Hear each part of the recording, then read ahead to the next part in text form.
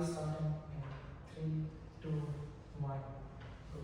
And both the sides have two major motives to prove in today's debate. A is that which side is better able to benefit these employees which are working in these companies, which is stakeholder number one, and B is which side is able to benefit these companies, which is actually the second stakeholder, and whichever side is the proofs of which today's debate. Two major things you can expect from us. Firstly, framing, second argumentation, and the model will be integrated within the frame itself. Second speaker will be rebutting, refuting opposition case, and giving an extension of the third speaker will be using stakeholder analysis and exposing the side clashes or today's debate.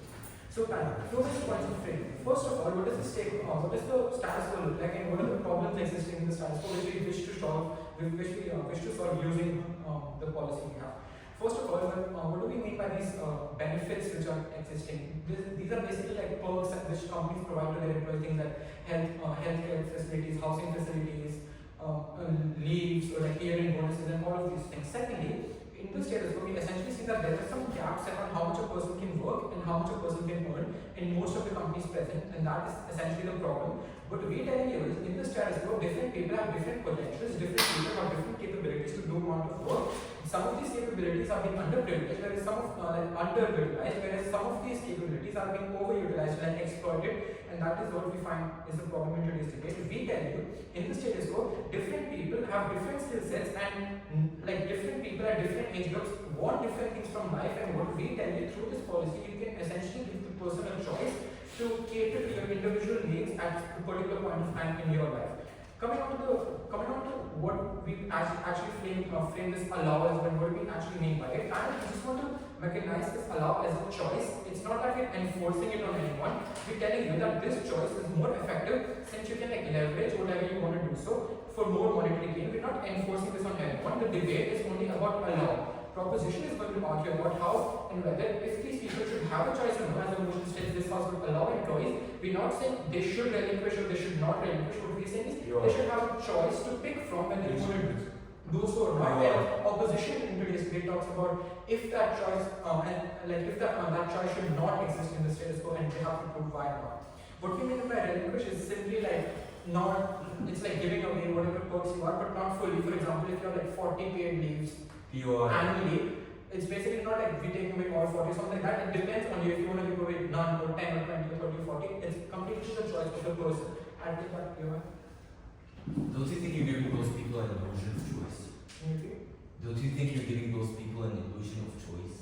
How is it an illusion? It's basically, I'll be stating that in my model as well, but essentially we're doing this choice will be given by the companies these people work in, and will be regulated by the government. What we're essentially telling you is, the companies and these MNCs and smaller companies as well are going to provide a choice to the person. For example, different people, like a person at a younger age might want more money, whereas an older person might want things like health insurance or something like that. We're essentially getting a choice, and how is it eligible? You don't really explain any of that. So what we're trying to say is the choice exists. It's up to you if you want to take it or not. Coming on to the model panel, what do we mean by we essentially giving you a choice to pick whatever you want to do? So panel, we're telling you certain rules and regulations are going to be set up by the companies, and all of these rules and like compensation factors and this financial compensation will already be disclosed to all these employees before they like actually agree to do some of these things. For example, like if you talk about leaves, for example, like X number of leaves, you can get like X number of amount of money like as financial compensation, or like yearly bonuses might be divided into monthly hikes in income and something like that. It depends company to company and how well it works. For like healthcare and house, you see that it's all symmetric, like financial symmetric compensation will be provided. It will be done by the company on like yearly basis, and this is the model which we provide to you. Coming on to one major argument in today's debate panel, maximizes happiness of employees and caters to needs of individuals. Panel, the major premise we give you this, under this thing is, like I said in the framing, different people need different things at different points of time. For example, a 25-year-old would not really want something like health insurance, or he does not really want housing facilities like 4-bedroom apartments or something like that. But a 25 or 22-year-old person wants more and more money, and this is what the choice allows you to do. So at like 50 years old, okay, your choices might differ, and this is why the choice exists. If you want to take the choice of, okay, now I don't want so much money, I have like mental strain, like all of this, I don't want so much burden on myself, I'd rather just live a casual life, taking a few leaves here and there, and because I have savings and I don't want more money at that point of time. This is what this is the principle which we tell you is freedom of choice. When the fundamental principle is to like allow these individuals to have a choice. Like we said, we're not enforcing anything like that. We're telling them if they want to opt into it, it's their choice. I.e., what we mean is that we're individually catering to these these employees individually and whatever they want from the company, and it's like catering to whatever you need at a particular point of time. What essentially happens is that the satisfaction of these employees rises to a huge extent. The happiness of these people also increases. Why does this happen is because you have more flexibility in whatever you want to do. You're taking better decisions, you're making better decisions for yourself and no one else because you know what you want more, right? And this flexibility is what allows them to be more satisfied with the job they're doing and be more, and like maximize your happiness which you're getting. We tell you they feel more valued as well. How does that happen? Because when you're getting like this financial compensation, for example, you take a leave of 10 days and you take a leave of 10 days and you do not get paid for it. We're telling you that when you're giving away some leave and you're getting paid more for it, you feel like you have an impact on the country. You are valued in the country. You're valued in the company, and consistently telling you it gives you more happiness when you know that you have value and you matter in the company. And why is this so important in today's space? Because of two major reasons. Firstly, we tell you this essentially leads to increase in productivity of these people. Why? Because they're going to work much harder. We're telling you they're going to be more invested in whatever job they're doing or whatever work they're doing. Essentially, this is important because it leads to increasing efficiency of the company as well. And my second thing will be expanded about that. Thank you. Different people want different things in their life. We all have different priorities. All fails to acknowledge that, and because of that reason, they're out of this debate. Three things in my speech. Firstly, engagement with whatever opposition is told to you. Secondly, clashes with different layers of analysis to weigh out this debate. And thirdly, weighing this debate out on three different metrics: magnitude, likelihood, and then time frame. But before moving into any of that, I will recontextualize what really mattered within this debate. Because what we essentially needed to hear from opposition from the beginning of their first two speeches was analysis on why this choice shouldn't be given. We never got analysis on that point because opposition on their side of the house denies them of this choice. A choice, freedom of choice, which is principally valued on our side of the house. Then know that what we essentially needed to hear from their case as a whole was why this choice shouldn't be given. What do we hear? We hear different examples. They fixate on examples on cases where not having this choice would essentially lead to something bad. Let me go on to engage with like the three different points of like analysis that they tried them out in their first two speeches.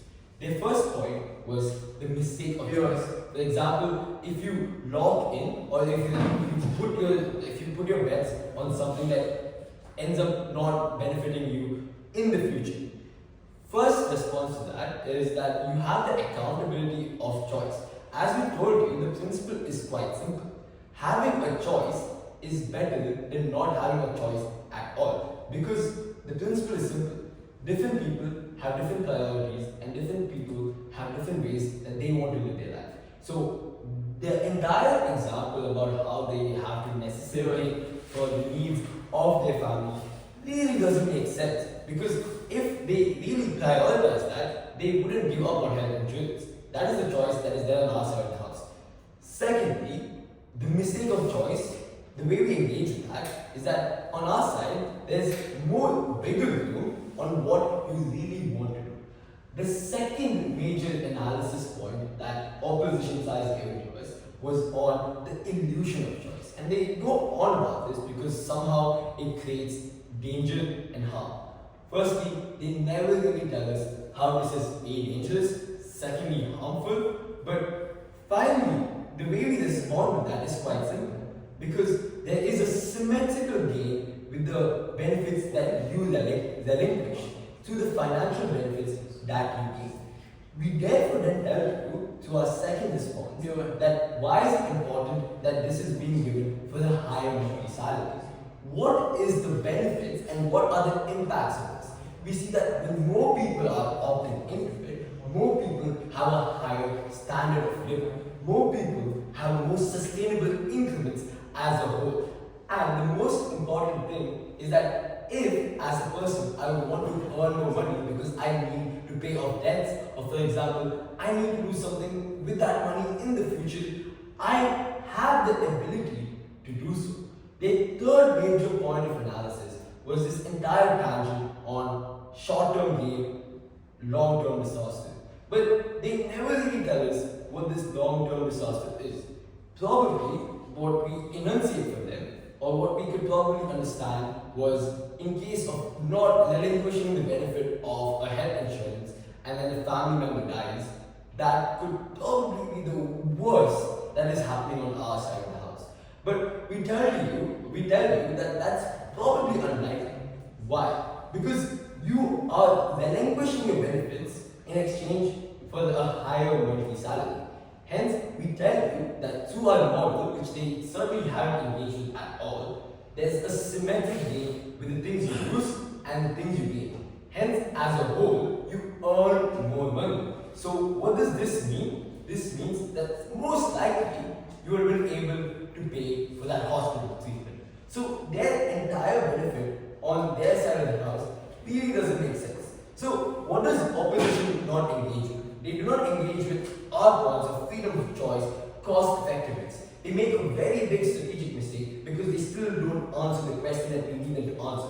Analysis on why this choice shouldn't be given. Because they really, I would build an argument for them. They really need to talk about how it probably creates like a negative work culture, about how it leads people to a more capitalistic environment. But I will respond to that in three ways. Firstly, hustle culture is not really a bad thing. Secondly, you have no productivity in work. Thirdly, even at their best, people willingly opt into it, hence they don't have any regret because this is a choice that they actively take. And the entire point of insurance companies. Most insurance companies find ways to avoid payments in general, but that is a way that we weigh off this debate. Now, the major clashes of this debate was firstly about productivity. So we tried to you that because of cost effectiveness, as our second speakers told you, companies are able to be more cost effective, so people are more invested, people feel more valuable. Secondly, on satisfaction and happiness of employees. We tell you the choice is given to people because of flexibility, based on obligations that you certainly have. We enable you to have better financial gain. Let's just weigh this out. Based on magnitude, there's more work done. There's no choice on their side. Based on likelihood, we have a principle that's flexibility. That's not given on their side of the house. Time frame, over a period of time, you feel more valuable, you are more happy. None of these things happen in opposition. Side with proposition.